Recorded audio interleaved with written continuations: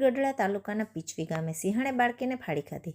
પીછવી અને ફરેલા ગામની સીમામાં વાડી વિસ્તારમાં ખેડૂત પરિવારના ફળિયામાં રમતી આદ્યા હસમુખ મકવાણા નામની 1.5 થી 2 વર્ષની બાળકીને માતાની નજર સામે જ સિંહણ ઉપાડીને જંગલમાં જતી રહી।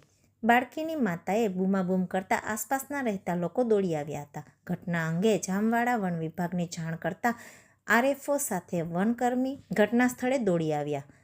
બાળકીને પગ અને ગળાના ભાગે સિંહણે ફાડી ખાધી હતી। બાળકીના મૃતદેહને ગીરગઢડા સરકારી હોસ્પિટલ ખાતે પીએમ અર્થે ખસેડવામાં આવી।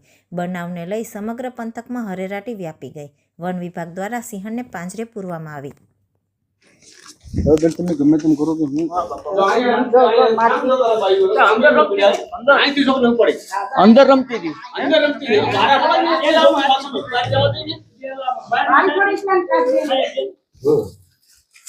તો